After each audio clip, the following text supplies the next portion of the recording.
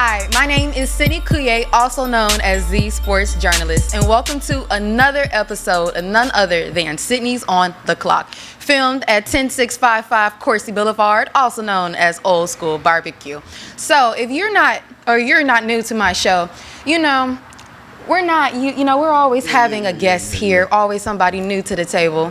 So this week we have Mr. Chris Williams. So Chris, who are you? And let's give a little synopsis for the audience. Hey everyone, I'm Christopher Dylan Williams. I'm a podcaster and junior at Southern University from Baton Rouge, Louisiana. And for my future goals, I want to be a pregame reporter and podcast interviewer. Sydney, it's a blessing. Thank you for allowing me to have this opportunity. Thank you for coming on. So you mentioned that you did podcasts. Yep. So do you have a podcast in the works right now, or do you actually have one right now? I've been doing the podcast for 3 years. So really? basically during the pandemic, everybody was going through some type of situation. So I did a faith-based podcast.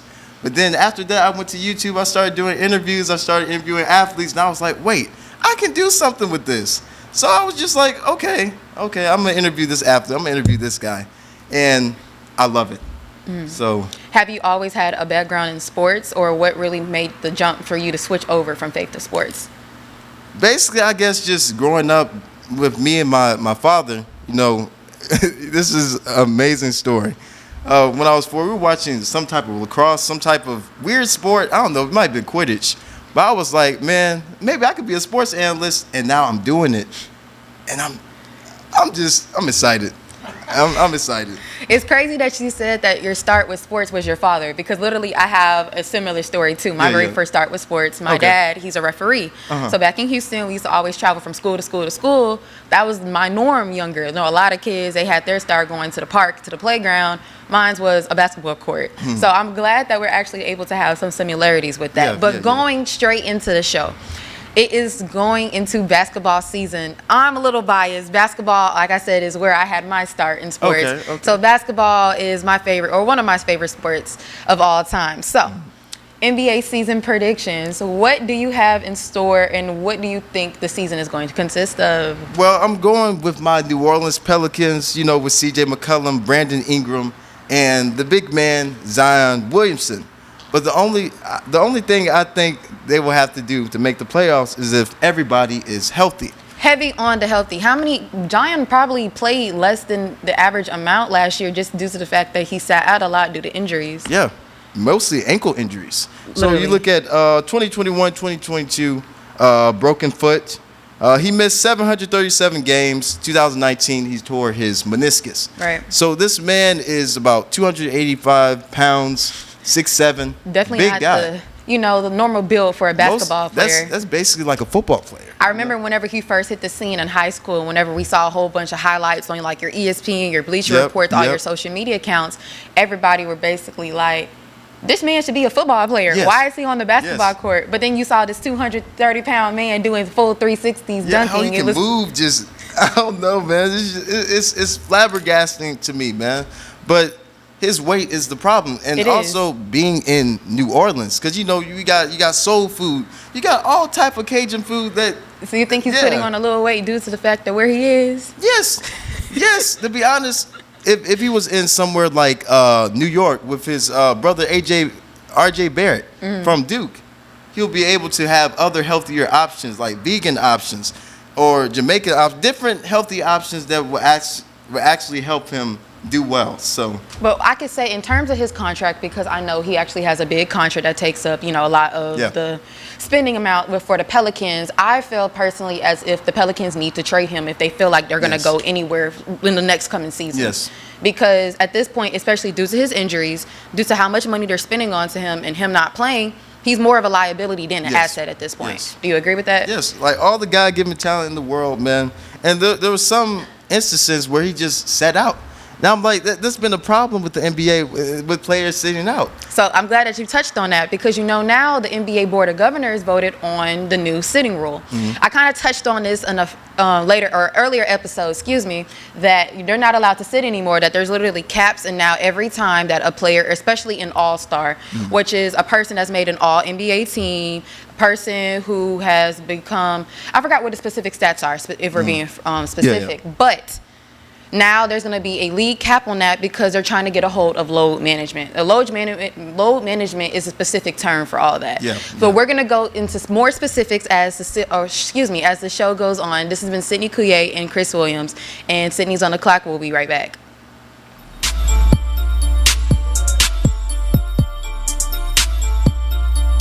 I owed the IRS $10,000. The IRS garnished my wages. They put a lien on my house. I'm self-employed and didn't report all my income. They claim I owe a lot more than I do. The IRS is the most powerful collection agency in the world. They do not give up until you pay.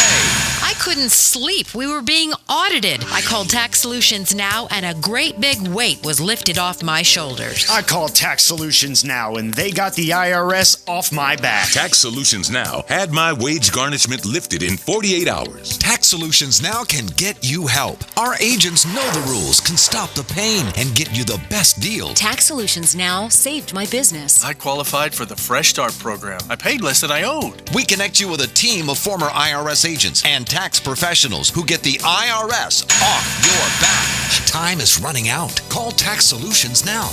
Call 800-778-4345. 800-778-4345. Very few vehicles develop a community of ownership like the Mazda Miata. But why? Well, maybe it's because Mazda's been building the Roadster for over 25 years and there's never been a bad one. Or maybe it's because the Mazda Miata's been universally praised since its inception as one of the most fun cars to drive for the money.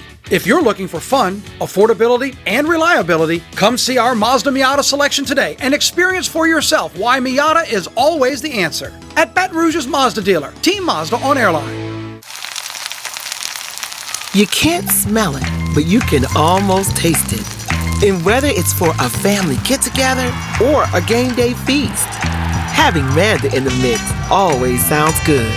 For 3 generations, their quality meats and original seasonings have made Manda a Louisiana legend and made their family sausage Louisiana's family sausage. Manda Fine Meats. The flavor says it all. Hello guys, it's Debbie. It's time. I've got a brand new location. 10510 Airline Highway, Baton Rouge, next to After 5 Tuxedos. We have the perfect spot to get all your wedding and formal wear needs. Come see our one-of-a-kind name brand and get great prices. With 30 years experience, the best customer service anywhere. It's Debbie's Bridal, Airline Highway, Baton Rouge. See you soon.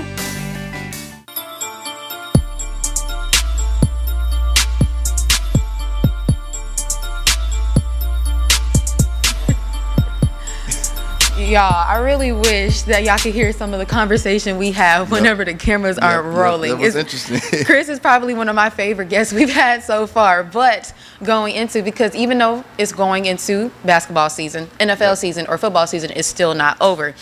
And I've been a Who Dat Nation through and through since I was younger. But I actually did a little swap recently. I was just in Jacksonville working with the Jacksonville Jaguars with their game. So the Saints versus Jaguars. I have a lot of thoughts about it. I have many thoughts. But I know you're a football man through and through, so I'm going to let you touch on it there, and then I'll interject here and there. Derek Carr, 33 out of 55 in the fourth quarter.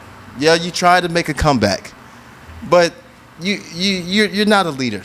Derek He's Carr. not. You're not a leader. Not to mention that, you can tell, I don't know if you paid attention. Yeah. But with Chris Olave and with Derek Carr, they didn't have the normal. Nope. The normal, what's the word? I can't think of the word right now. They didn't have that togetherness, I guess. Togetherness, let's go with that. Yeah. You can tell that either one of them didn't want to be there, the other one was frustrated with the other. Yeah. Chris Olave didn't even want to run the routes. Nope. You could tell it was obvious there wasn't some type of camaraderie between them two that they normally did have. There's something, Sydney, called respect, and Chris Olave is a grown man. And what Derek Carr did, he yelled at Chris Olave, but he overthrew him out of bounds, and he yelled at his teammate.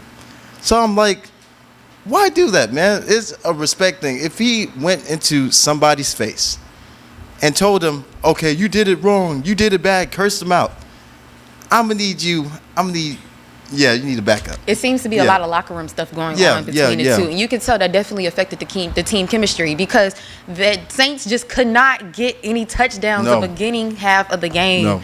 It was terrible. And then the pick six that happened, I think it was in the second quarter, essentially it set the momentum for the rest of the game until it was toward the fourth quarter whenever they actually started to get themselves together. Yep. So in terms of the Saints defense, what do you think happened, especially with the last 3 minutes when they gave the 40-yard slant to Christian Kirk for the touchdown? I think they just gave up.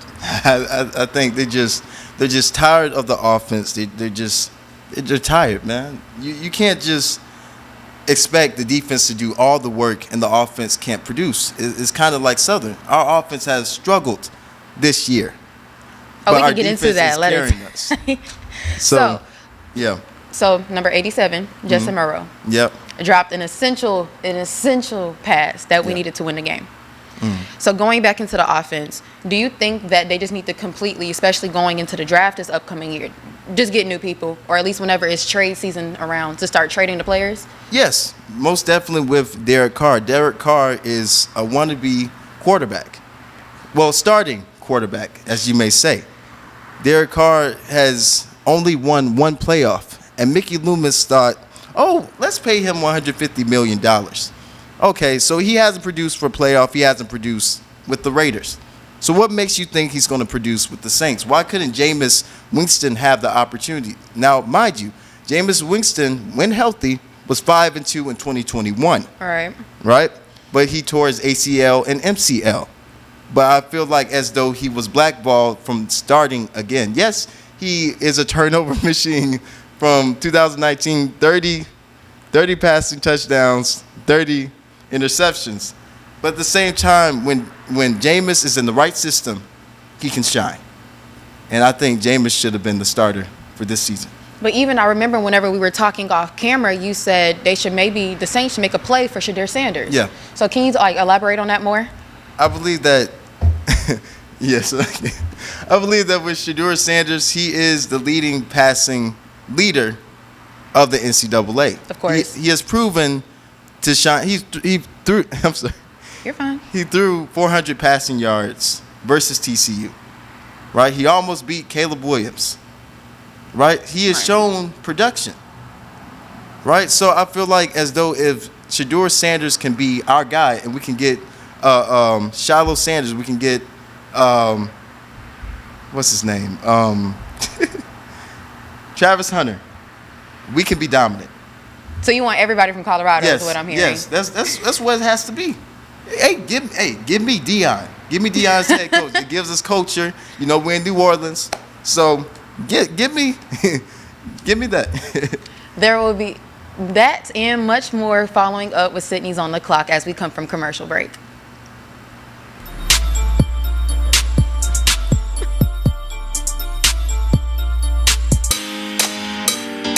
Every great story starts with the rush of thrilling gaming action. Handcrafted flavors, eager to please. Getaways for some well-deserved me time. And rewards worth bragging about. If it's a story worth telling, it starts at La Berge Baton Rouge. What's your story? Get huge savings all summer long with the Buy Here, Sell Here program at the Team Automotive Group. Sell your vehicle to us and we'll pay you top value. Or buy here and get a 90-day warranty on the purchase of a pre-owned vehicle. Get Team VIP service at every location of the Team Automotive Group. Few things in life are as valuable as family and peace of mind, especially when it comes to your final arrangements. And that's where Lee Serio can help. His prepaid funeral plans make sure your life will be remembered exactly the way you want it to. With Lee Serio, no detail is too large or too small.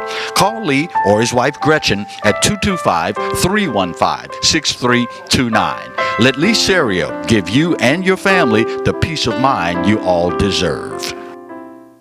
Visit Treads & Care Tire Company's new location on Hooper Road in Central. Locally owned for over 50 years, Treads & Care is known for quality automotive repair and top-notch customer service. I'd like to invite you to come out and see us at our new location in Central.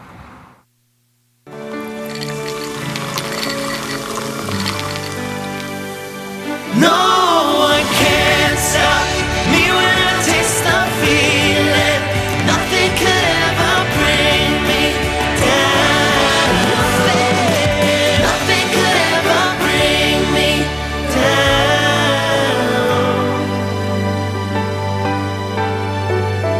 miss the feeling.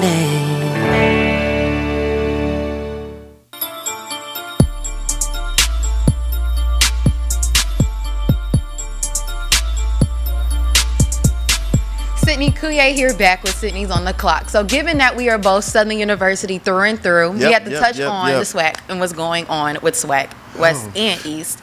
So Southern University played again in Jacksonville at Everbank Stadium. It was crazy because I didn't get to go to the game because I was flying that day, but I definitely saw whenever the team was getting ready and whenever they were putting down the paint. It was such a surreal experience. I'm not going to lie. Everbank Stadium is such a beautiful stadium. But Southern University versus Bethune-Cookman. We pulled out the win, but as you know, when we were talking off camera, it wasn't the way it should have happened. So let's touch on that. So, like, I'll go into like the fourth quarter, Sydney.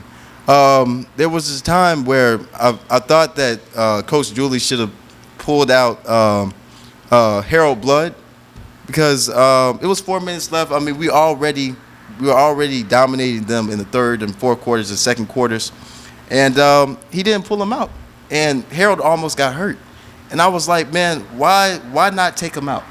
Why not put in Noah Bodden, the number one quarterback in New York, Grambling transfer? Why not put him in for garbage time? But then at the same time, whenever, not relying on his quarterbacks, we saw that happen the last season whenever it was McCray and Glendon McDaniel. Yeah. We saw that he didn't utilize him or didn't realize how much Glendon actually had to give and to put forth to the team until it was SWAC championships. And it wasn't even the first time him going in. It was the fact that he went to his third string before he went to his second string. And then that's whenever you realize Glendon should have been playing the entire season. So you think he's doing the same thing this year again? It's a repeat? I believe a little bit yes and no, because Harold has proven that he can be a starting quarterback. Which is true, because I'm not going to lie. At the beginning of the season, I definitely had my doubts. I have my doubts, too. I have my doubts, most definitely. I have my doubts. But let's see. With UAPB, he was 18 out of 22, 300 passing yards. Right. So, yes, that was UAPB, but you can show Harold's talent. You can show that if it's in the right game, if it's in the right system, he can shine. Right. And basically, homecoming as well, 45-18. I think he threw like I was watching the highlights, he threw like a dime to August Petrie. Mm-hmm, number 88. Yeah, number 88. That's and a big weapon. He was a, not Yale, transfer. He was a transfer from Rice. From Rice. There we go. Yep. I should know that. I'm from Houston. Come on now. Houston, that's hometown. Okay. But what I can say then, given this past when we are now sitting, or at least Southern University Jaguars are now sitting number one in SWAC West. Yes. So what do we have to do going forward to make championship? Because I know we have to win every single game.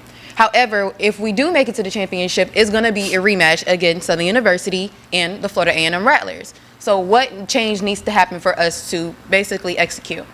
There has to be adjustments that Dooley needs to make. Dooley, I'm gonna give Dooley some props, right? He did make adjustments. Kendrick Grimes, the young man, balled out, right? He made a touchdown. I think he had another touchdown as well. But he had 22 carries as well, and he shined. But the way I think. But the way that we need to reach the SWAC championship is we have to make adjustments. Harold has to be on his game. Harold has to hold the ball. Harold has to read the defenses. He can't just hold the ball and just not look at the defense. He has to be the floor general. He doesn't have to be a hero. We got a dominating defense. We have Jalen Carter, Chris Davis, Jalen Campbell, Kelby Gibbons. We have a dominant defense. We don't need Harold to be the hero. If he can do his job and make the reads, make the plays, we have a chance to win. And if Kendrick Grimes and Gary Corals run the ball down the opponent's necks, hey, we can do it. Because we were talking about it previously, Florida A&M is a beatable team. Literally, whenever we played them, what was that, a couple of weeks ago, we saw that they had weaknesses. Yes. The Florida A&M who played Jackson State at the beginning of the season is not the Florida A&M that we saw later down. They're making too many mistakes. They're too reckless. Again, Florida A&M is a beatable team. Yeah. So, SWAC championship, will you be there if we make it? I mean, of course, right? Yeah. Beautiful colors. I love the white, Yeah. So, this has been Sydney Coulier and Chris Williams, and we will be back with our last segment as Sydney's on the Clock.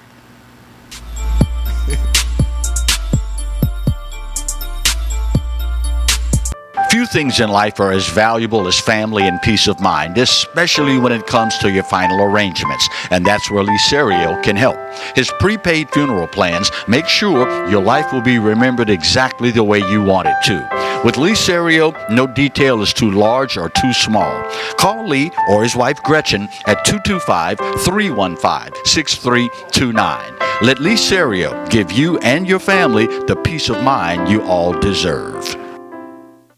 Get yourself summer ready with the award-winning lineup of Hondas at Team Honda. We'll help you find just the right vehicle to hit the road to whatever destination awaits you. Come shop the most awarded brand in Car and Driver's 10 Best history at Louisiana's #1 Honda dealer, Team Honda on Siegen Lane.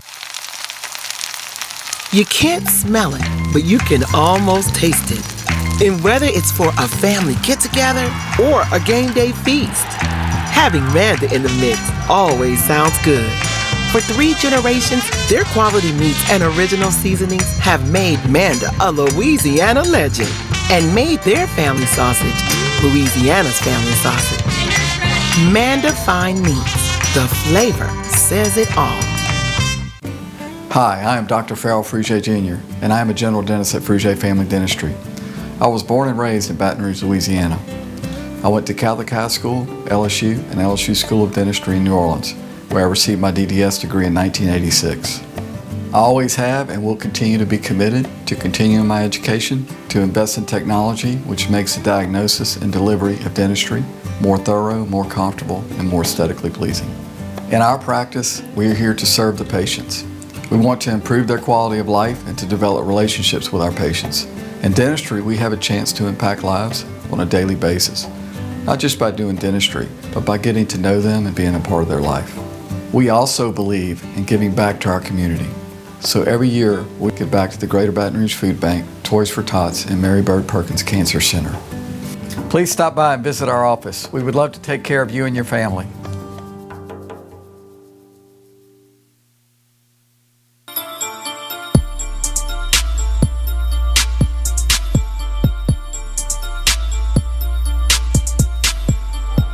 It is Sydney Couillet again, also known as the sports journalist, and Chris Williams with the last segment of Sydney's On the Clock. Yep. So I just want to say a congratulations to the Aces for winning the WNBA Finals. This is the second time since 2002 with the Los Angeles Sparks that a team has won back-to-back championships.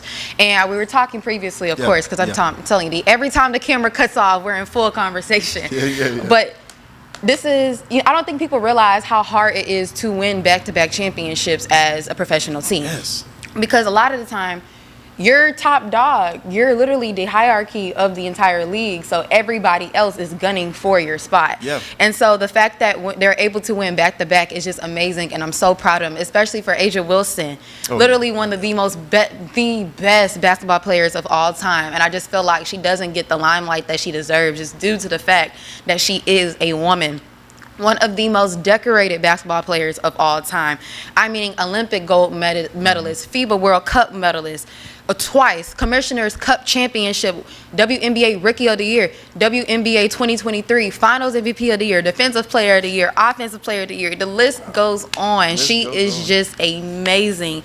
And I'm so glad that they're able to celebrate this win, especially because women's basketball is now starting to take over. Yeah. And I love that. How do you feel like the fact that now we're in a day and age where women's sports are being more appreciated? Man, I think it's a great thing, man, because back in the day, it wasn't really a thing. You see, let's see, LSU. Right. And Kim Mulkey. Mm-hmm. And Angel Reese. Angel Reese, Flaja Johnson, Last Tier Poa.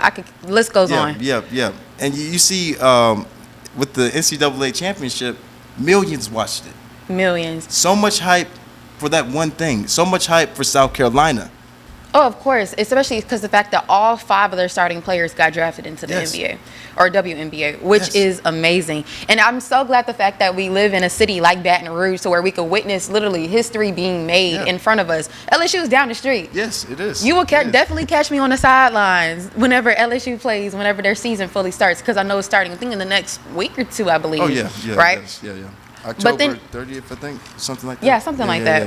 And so it's just the fact that women's sports, especially me being a woman broadcaster or a woman sportscaster specifically, it's just so great to see, because I feel like we're finally getting appreciated. We're finally getting to, be noticed. Getting your shine. It's great. But even going back to the WNBA, it's the fact that you even had teams like the New York Liberty that were specifically built to dethrone the Aces. It's just the fact that, like, one of the greatest three-point shooters of all time, Sabrina Ionescu. Yes, Oregon as well. Right. She couldn't do it by herself. And, she hit the little sleep move every time she hit a three, but at the same time, you can't be taunting like that when you're down 3-1. No, you can't. You can't. You can't. You can't. And it's just great to see, but at the same time, Chris, it has been the absolute pleasure of having you on the show. And I'm telling you, this has probably been, I could say this, it's my show.